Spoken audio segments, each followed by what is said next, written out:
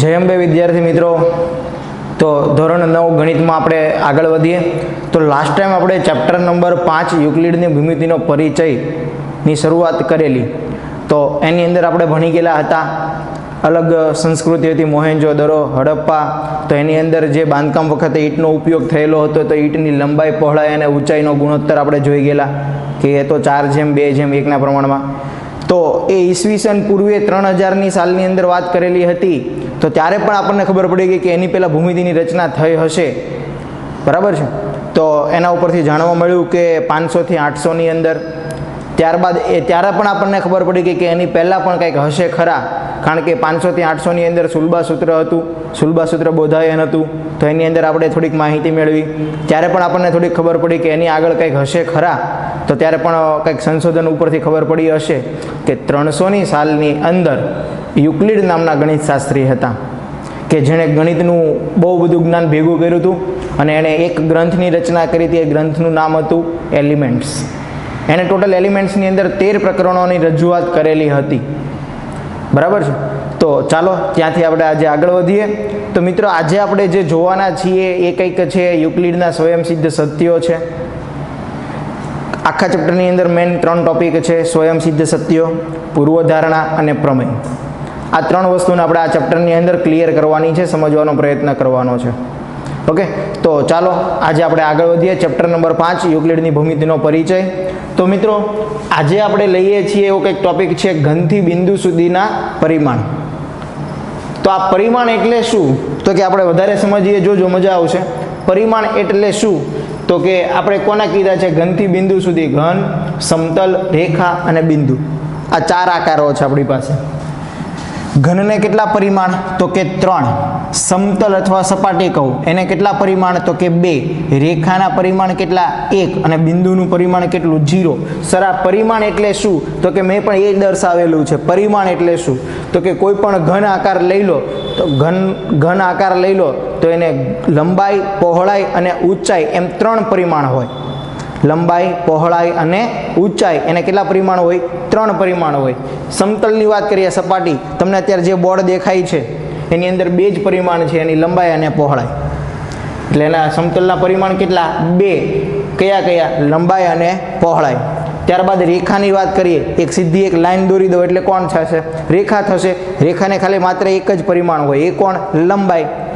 ત્યારબાદ બિંદુ. બિંદુ એટલે આપણે ખાલી ટપકું પાડી દઈએ, પેન્સિલ લઈને તમે ખાલી ટપકું પાડી દો, બરાબર. આ એક ટપકું પાડી દીધું તો એને લંબાઈ, પહોળાઈ કે એવું કાંઈ ઊંચાઈ એવું કંઈ હોતું નથી, માટે બિંદુને કોઈ પરિમાણ નથી. મિત્રો, આની અંદરથી શોર્ટ ક્વેશ્ચન પૂછાઈ શકે છે, બરાબર છે, કે ઘનને કેટલા પરિમાણ? તો કે 3. કયા કયા? લંબાઈ, પહોળાઈ, ઊંચાઈ. સમતલ એટલે કે સપાટી, સપાટીને કેટલા પરિમાણ? તો કે 2. લંબાઈ અને પહોળાઈ. રેખાને કેટલા? તો કે 1 જ. કયું? તો કે લંબાઈ. બિંદુને કોઈ પરિમાણ છે નહીં, બરાબર. આ થઈ ગઈ પરિમાણની વાત થઈ ગઈ. મિત્રો, આની આ જ વસ્તુ આપણે આગળ જતાં રિપીટ કરવાના છીએ, ઓકે, કારણ કે બધી વસ્તુ કોણે આપેલી છે? યુક્લિડે આપેલી છે. ઓકે, આગળ યુક્લિડે જે સમતલ રેખા બિંદુને વ્યાખ્યાયિત કર્યા છે, આપણે ગઈકાલે વાત થઈ હતી કે યુક્લિડે સમતલ રેખા અને બિંદુને વ્યાખ્યાયિત કર્યા, પરંતુ અમુક ગણિતશાસ્ત્રીઓ એનો સ્વીકાર કર્યો નથી કર્યો. એટલે એને શેમાં લેવામાં આવે છે? અવ્યાખ્યાયિત પદમાં લેવામાં આવે છે. તો અવ્યાખ્યાયિત પદો છે, પરંતુ એણે જે વ્યાખ્યા આપી હતી એનું સ્પષ્ટીકરણની શરૂઆત એણે શાની અંદર કરી હતી? એલિમેન્ટ્સ. અને જે બુક લખી હતી એની અંદર. એમાં કઈ જગ્યાએ? પ્રકરણ 1માં આવી ટોટલ એણે 23 વ્યાખ્યાઓ આપી છે. કેટલી વ્યાખ્યાઓ આપી છે? 23 વ્યાખ્યાઓ એણે આવી આપેલી છે. એમાંની અમુક વ્યાખ્યાઓ તો કે આપણે જોઈએ. યુક્લિડે જે 23 વ્યાખ્યાઓ આપેલી છે એમાંની આપણે અમુક વ્યાખ્યાઓ જે આપણી ટેક્સ્ટ બુકની અંદર તેનો ઉલ્લેખ છે એ વ્યાખ્યાઓ આપણે જોઈએ, બરાબર. શું છે? તો કે બિંદુ કે જેને કોઈ પરિમાણ નથી. થોડીક વાર પહેલા જ આપણે જોઈ ગયા, બિંદુ એને કોઈ પરિમાણ નથી, એને નથી લંબાઈ, નથી પહોળાઈ કે નથી ઊંચાઈ.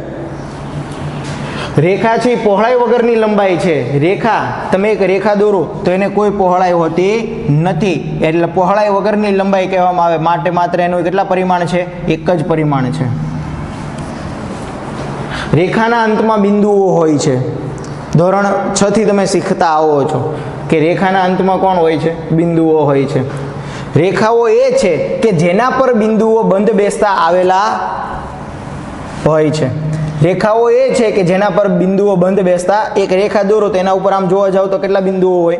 ઘણા બધા અસંખ્ય બિંદુઓ હોય છે. સપાટી એ છે કે જેને લંબાઈ અને પહોળાઈ હોય છે. સપાટી એટલે કે સમતલ. આપણે વાત કરી હતી બોર્ડની. બોર્ડને કેટલા પરિમાણ? તો કે 2. કયા કયા? લંબાઈ અને પહોળાઈ. બરાબર. ત્યારબાદ સપાટીની ધાર રેખાઓ હોય છે. મિત્ર સપાટી એટલે કે આપણે બોર્ડની વાત કરીએ, બોર્ડની ધાર, ધાર એટલે કે આપણે આ વાત કરીએ તો આ એક કોણ થશે? રેખા થશે. ટેક્સ્ટબુકની વાત કરો, ટેક્સ્ટબુકનું કોઈ પણ એક પેજ લઈ લો, પેજનું એક છેલ્લી બોર્ડર જુઓ તો એ કોણ હશે? રેખા હશે. આ બધી વાત ક્યારે કોણે કરેલી? યુક્લિડે કરેલી. શાની અંદર કરેલી? એલિમેન્ટ્સ બુકની અંદર. કયા પ્રકરણમાં કરેલી? પહેલા પ્રકરણમાં. પહેલા પ્રકરણમાં આવી કેટલી વ્યાખ્યાઓ છે? 23 વ્યાખ્યાઓ છે. મિત્ર બધી જ નાની નાની વસ્તુઓ છે, પરંતુ શોર્ટ ક્વેશ્ચનમાં આવે છે બધું. ઓકે. જેના પર રેખાઓ બંધ બેસતી આવેલી હોય એવી સપાટી એટલે સમતલીય સપાટી. મિત્રો હું 2 રેખા છે, એક આ રેખા છે અને એક આ બીજી રેખા છે. બંને એકબીજા ઉપર જો બંધ બેસતી આવેલી હોય, બંને રેખાઓ એકબીજા ઉપર બંધ બેસતી આવેલી હોય તો તેને કહેવાય સમતલીય સપાટી કહેવામાં આવે છે.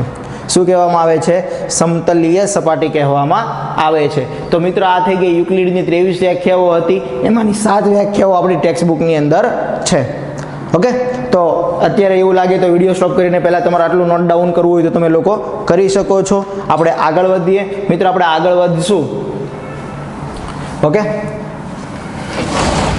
તો હવે આવશે આપણો ટોપિક જે છે તે પદ. પદ એટલે શું? પદના પ્રકાર કેટલા છે?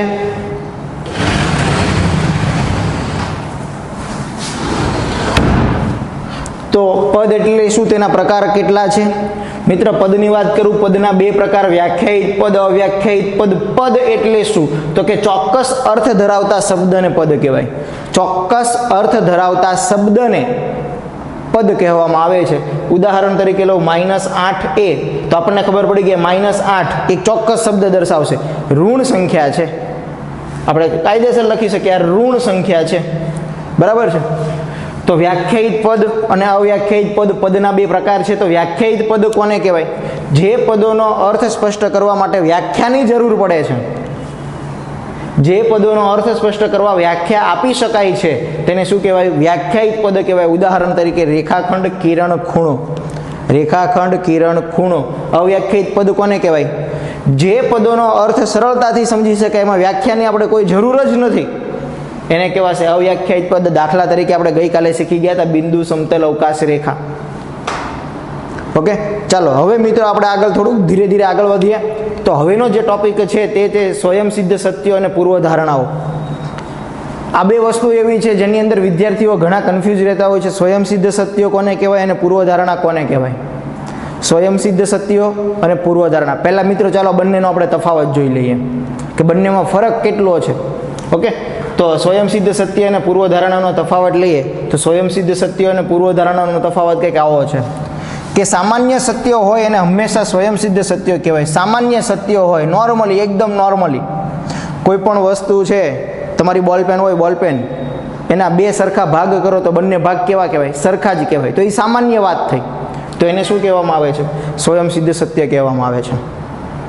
તો સર પૂર્વધારણા કોને કહેવાય? મિત્રો આજે સ્વયંસિદ્ધ સત્યો હોય એને કોઈ પણ પ્રકારની સાબિતી વગર સાચી સ્વીકારી લેવામાં આવે, એને સાબિતીની કોઈ જરૂર જ નથી, એને ડાયરેક્ટ આપણે સ્વીકારી લીધું કે મેં બોલપેન છે એના 2 ભાગ કરી દીધા તો 2 ભાગ 2 સરખા જ થવાના છે, તો કોઈ સાબિતી વગર હું એને સ્વીકારી લઉં છું તો એને પૂર્વધારણા કહેવામાં આવે છે. સાબિતી વગર હું સ્વીકારી લઉં તો તેને કહેવાશે પૂર્વધારણા, અને જો સાબિતી સાથે સ્વીકારું તો તેને કહેવાશે પ્રમેય. આટલું ધ્યાન રાખવાનું છે. આપણી પાસે ટૂંકમાં એવું કહું કે મારી પાસે કોઈ એક સામાન્ય સત્ય છે, જો એને હું સાબિતી સાથે સ્વીકારું, સાબિતી કરી દઉં, હું સાબિત કરું છું તો એ પ્રમેય, અને સાબિતી નથી બતાવતો તો એ પૂર્વધારણા. ઓકે, ખાસ ધ્યાન રાખજો. ત્યારબાદ આગળ વધીએ. યુક્લિડે કરેલા સ્વયંસિદ્ધ સત્યો માત્ર ભૂમિતિ સાથે જોડાયેલા નથી, પરંતુ કમ્પ્લીટ આખા ગણિત સાથે સંકળાયેલા છે. જે યુક્લિડે સ્વયંસિદ્ધ સત્યો આપણને આપેલા છે ને એ માત્ર ભૂમિતિ માટે જ ઉપયોગી નથી, આખા ગણિત સાથે સંકળાયેલા છે. અને જ્યારે પૂર્વધારણા છે ને એ માત્ર ભૂમિતિ સાથે જ સંકળાયેલી છે. એટલે આમાંથી અમુક સત્યો એવા છે જેને ડાયરેક્ટ સ્વીકારી લીધા છે, ડાયરેક્ટ સ્વીકારી લીધા છે. એ કોની સાથે કોન્ટેક્ટમાં છે? તો કે ભૂમિતિ સાથે કોન્ટેક્ટમાં છે. ઓકે, તો ચાલો મિત્ર આપણે વધીએ આગળ. તો સ્વયંસિદ્ધ સત્યો કયા છે તે જોઈએ. સ્વયંસિદ્ધ સત્યો કયા છે તે જોઈએ. પછી પૂર્વધારણા કઈ છે તે જોઈએ. બરાબર, જે યુક્લિડે આપણને સ્વયંસિદ્ધ સત્યો આપેલા છે તેની વાત કરીએ. તો કંઈક આવી રીતે છે.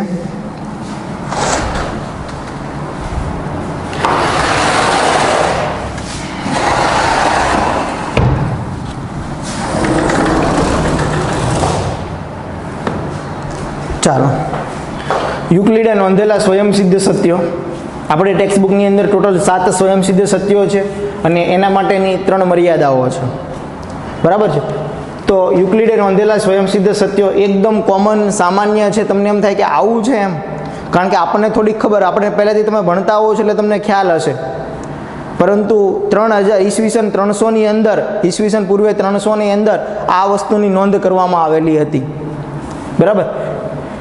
પહેલું સ્વયંસિદ્ધ સત્ય એવું છે કે એક વસ્તુને સમાન હોય તેવી વસ્તુઓ એકબીજીને સમાન હોય. એક વસ્તુને સમાન, મેં અહીંયા રેખા AB લીધી છે, એને સમાન બીજી કોઈ રેખા BC છે. બરાબર, BC ને સમાન CD છે, તો સ્વાભાવિક છે કે AB ને સમાન કોણ થાય? CD થાય. બરાબર છે. આગળ વધીએ. સરખામાં સરખું ઉમેરીએ તો સરવાળા સરખા રહે. સરખામાં સરખું ઉમેરીએ તો સરવાળા સરખા રહે. એ પછી ખૂણો હોય કે કોઈ પણ વસ્તુ હોય. હું જો ધારો કે અહીંયા વાત કરું, મારી પાસે અહીંયા સરખામાં સરખું 30 બરાબર 30 લખાય. સરખામાં સરખું ઉમેરો, સરખું ઉમેરું એટલે હું 20 20 ઉમેરું છું, તો સ્વાભાવિક છે 30 ને 20 50, 30 ને 20 50, એ પણ કેવા રહેશે? સરખા રહેશે. સરખામાંથી સરખું બાદ કરીએ તો બાદ બાકી સરખી રહે. ચાલો, સરખામાંથી સરખું બાદ કરું એટલે 30માંથી હું બંને સાઈડથી 20 20 બાદ કરું તો 30માંથી 20 જાય તો કેટલા વધે? 10. આ બાજુ પણ કેટલા વધે? 10. તો આ ત્રીજું સ્વયંસિદ્ધ સત્ય છે. ચોથું લઈએ. એકબીજા પર બંધ બેસતી આવતી આકૃતિઓ એકબીજીને સરખી રહે. થોડીક વાર પહેલાં આપણે નાની એવી વાત થઈ હતી કે આપણી પાસે એક રેખા છે, એક બીજી રેખા છે, બંને રેખાઓ સરખી છે, એકબીજા ઉપર બંધ બેસતી આવે તો એનો મતલબ બંને રેખાઓ કેવી થાય? સમાન છે. તો એની જેવું છે, એકબીજા પર બંધ બેસતી આવતી વસ્તુઓ એકબીજાને કેવી હોય? સરખી હોય. પાંચમું છે એ સૌથી વધારે અગત્યનું છે. આખું તેના ભાગ કરતાં મોટું થાય. એનો મતલબ, ધારો કે હું આ વર્તુળ છે એનું આખું કહી દઉં, આખું વર્તુળ છે, આના તો હું ઘણા બધા ભાગ કરી શકું. ધારો કે આનો એક આ ભાગ છે, આટલો એક ભાગ છે, આખું તેના ભાગ કરતાં મોટું થાય. આખું આ ભાગ છે એના કરતાં તો મોટું જ છે. ચોરસ લઈ લો, એનો આ એક ભાગ છે, તો આ ભાગ કરતાં ચોરસ તો મોટું જ છે. એટલે ટૂંકમાં આખું છે તેના ભાગ કરતાં કેવું થાય? મોટું થાય. બરાબર છે. કોમન, એકદમ નાનું એવું છે, સમજવામાં સરળતા આવે એવું છે. પરંતુ જે સ્વયંસિદ્ધ સત્યો છે એ કોણ આપેલા છે? યુક્લિડે આપેલા છે. ખબર તો છે આપણને, એનો મતલબ આપણે કાંઈ શોધ નથી કરેલી, એની રચના આપણે નથી કરેલી. એ બધી વસ્તુની વાત કોણ કરી દીધેલી છે? યુક્લિડે. ક્યારે? ઈસવીસન પૂર્વે 300ની અંદર. શાની અંદર? એલિમેન્ટ્સ બુકની અંદર. ત્યારબાદ છઠ્ઠું, સરખી વસ્તુઓના બમણા એકબીજાને સમાન હોય. સરખી વસ્તુઓના બમણા એકબીજાને સમાન હોય. ચાલો આપણે સમજવાનો પ્રયત્ન કરીએ. મારી પાસે અહીંયા બે સરખી રેખાઓ છે, બે સરખી રેખાઓ છે, એના હું બમણા કરું તો પણ બંને કેવી રહે છે? સરખી જ રહે છે. એટલે સરખી વસ્તુઓના બમણા એકબીજાને કેવા રહે છે? સમાન રહે છે. આગળ, એક જ વસ્તુઓના અડધા એકબીજાને સમાન હોય. આ એક રેખા છે, એના અડધા કરું એટલે બે સરખા ભાગ થઈ ગયા, તો આ બે કેવા થશે? સરખા થશે. આ બંને કેવા થશે? સરખા થશે. તો મિત્ર, આ થઈ ગઈ યુક્લિડના નોંધેલા સ્વયંસિદ્ધ સત્યો. કેટલા છે? તો કે 7. મેં ક્રમમાં લખેલા છે, ક્રમ 1, ક્રમ 2, ક્રમ 3. એ ક્રમને આપણે પકડી રાખવાનો છે કે પહેલું સ્વયંસિદ્ધ સત્ય કયું હતું? કે એક વસ્તુને સમાન હોય તેવી વસ્તુઓ એકબીજીને સમાન હોય. બીજું સ્વયંસિદ્ધ સત્ય કયું? સરખામાં સરખું ઉમેરીએ તો સરખું રહે, સરવાળા સરખા રહે. ત્રીજું, સરખામાંથી સરખું બાદ કરીએ તો બાદ બાકી સરખી રહે. ચોથું, એકબીજા પર બંધ બેસતી આવતી વસ્તુઓ એકબીજીને સરખી રહે. એકબીજા પર બંધ બેસતી આવતી વસ્તુઓ એકબીજીને સરખી રહે. પાંચમું, આખું તેના ભાગ કરતાં મોટું થાય. આખું તેના ભાગ કરતાં મોટું થાય. નંબર 6, સરખી વસ્તુઓના બમણા એકબીજીને સમાન રહે. ફરીથી સરખી વસ્તુઓના બમણા એકબીજીને સમાન રહે. 7મું, એક જ વસ્તુઓના અડધા કરો તો એકબીજાને સમાન હોય. ફરીથી એક જ વસ્તુઓના અડધા એકબીજાને સમાન હોય. તો આ થઈ ગયા તેના સ્વયંસિદ્ધ સત્યો.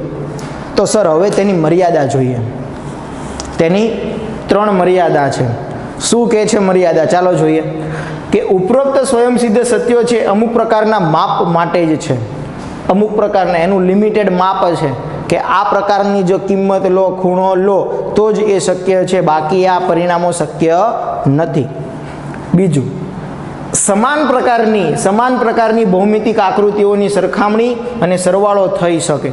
સમાન પ્રકારની બે વસ્તુઓ સરખી હોય તો તેની તમે સરખામણી કરી શકો છો. નાની મોટી વસ્તુઓ હોય તો તેની સરખામણી તમે કરી શકશો નહીં. થઈ શકે પણ જુદા જુદા પ્રકારની ભૌમિતિક આકૃતિઓના માપ સરખાવી શકાય નહીં. એક વસ્તુ તમારી પાસે નાની છે ને એક વસ્તુ તમારી પાસે મોટી છે તો એ બંનેને તમે સરખાવી શકશો નહીં. એવું એના બીજી મર્યાદાની અંદર વાત કરી છે. ત્રીજી મર્યાદા લઈએ, સારી છે.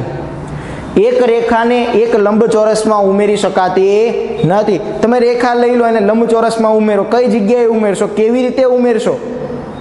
તો એક રેખાને લંબચોરસમાં ઉમેરી શકાતી નથી. તેવી જ રીતે એક ખૂણાને કોઈ પંચકોણ કે ચોરસની સાથે સરખાવી શકાય નહીં. ખૂણો વસ્તુ આખી અલગ છે, એવી રીતે ચોરસ પંચકોણની વાત કરું તો એ આખી વસ્તુ અલગ છે. કારણ કે ચોરસના ગુણધર્મો ઘણા બધા છે. ચોરસના બધા ખૂણા કાટખૂણા હોય છે, તેની બધી બાજુઓ સરખી હોય છે. જ્યારે ખૂણા માટે તો કે કોઈ ગુણધર્મ આપણે આપી શકતા નથી. માટે આપણે અહીંયા ત્રીજી મર્યાદામાં એવી વાત કરી છે કે એક રેખાને એક લંબચોરસમાં ઉમેરી શકાતી નથી. સર આની સાથે શું લેવા દેવા છે? જો સાંભળજો, હું તમને કહું છું. આપણે અહીંયા સરવાળાનો નિયમ ભણી ગયેલા. જો સરખામાં સરખું ઉમેરીએ તો સરવાળા સરખા રહે. તો એટલે ટૂંકમાં ઉમેરવાની વાત થઈ છે. માટે આપણે ભૂમિતિની અંદર વાત કરીએ, રેખાને તમે લંબચોરસમાં ઉમેરી શકતા નથી. ઉમેરવાની વાત થઈ છે. માટે આપણે અહીંયા લિમિટેશન આપણને આપી દીધું છે. એને મર્યાદા કહી દીધી કે આપણે અહીંયા સુધી રહેવાનું છે. એવી રીતે ખૂણાની પંચકોણ સાથે સરખામણી કરી શકાતી નથી. ખૂણાની પંચકોણ સાથે સરખામણી કરી શકાતી નથી. તો મિત્રો, કાલના લેક્ચરમાં આપણે ભણી ગયેલા હતા કે ભૂમિતિનો ઉદ્ભવ કેવી રીતે થયો, કયા કયા ગણિત શાસ્ત્રીઓ આવ્યા, એણે શું કામ કર્યું. આપણે કાલે ભણી ગયેલા હતા થેલ્સ હતા. થેલ્સના એક ખ્યાતનામ વિદ્યાર્થી હતા. કોણ? તો કે પાયથાગોરસ હતા. થેલ્સ હતા કોણ? તો કે એ ઇજિપ્તની એલેક્ઝાન્ડ્રિયાની અંદર ગણિતની શાખામાં શિક્ષક હતા. ત્યારબાદ યુક્લિડ આવ્યા. યુક્લિડે 300 ઈસવીસન પૂર્વે 300માં એક ગણિતના પુસ્તકની રચના કરી જેનું નામ હતું એલિમેન્ટ્સ. એની અંદર ટોટલ કેટલી ચેપ્ટર હતા? તો કે 13 પ્રકરણોમાં એ ગ્રંથને વિભાજિત કર્યો હતો. બરાબર છે. પછી આજે આપણે ભણી ગયેલા સ્વયંસિદ્ધ સત્યો. મેન તો આજે આપણે ભણ્યા સ્વયંસિદ્ધ સત્યો. આવતા લેક્ચરની અંદર આપણે ભણવાના છીએ પૂર્વ ધારણાઓ. બરાબર છે. પૂર્વ ધારણા એટલે શું? કે જે સ્વયંસિદ્ધ સત્યો છે એને સાબિતી વગર સ્વીકારી લેવામાં આવેલા છે. અહીંયા તો આપણી પાસે આ 7 સ્વયંસિદ્ધ સત્યો છે. હજુ એની સિવાયના અમુક સ્વયંસિદ્ધ સત્યો આવશે જેને આપણે પૂર્વ ધારણા કહીશું. બરાબર. હજુ આની સિવાયના બીજા સ્વયંસિદ્ધ સત્યો છે જેને આપણે શું કહીશું? પૂર્વ ધારણાઓ. કારણ કે તેને આપણે સાબિતી વગર સ્વીકારી લીધેલા છે. બરાબર. અને જેને સાબિતી સાથે સ્વીકારેલા છે તેને આપણે શું કીધું છે? પ્રમેય કહેવામાં આવે છે. ઓકે મિત્રો, તો જ્યાં તમને જરૂર લાગતી હોય ત્યાં વિડીયો સ્ટોપ કરીને નોટ ડાઉન કરી લેજો. કારણ કે આ ચેપ્ટર જનરલ નોલેજ માટે પણ જરૂરી છે.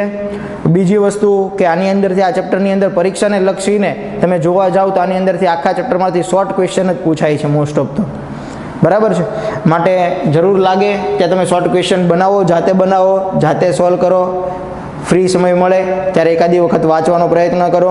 મોસ્ટ ઓફ તો જો તમે વિડીયો લેક્ચરની અંદર ધ્યાન આપશો તો 5મું ચેપ્ટર તમારે અહીંયા જ તૈયાર થઈ જશે. ઓકે મિત્રો, ચાલો, જય અંબે.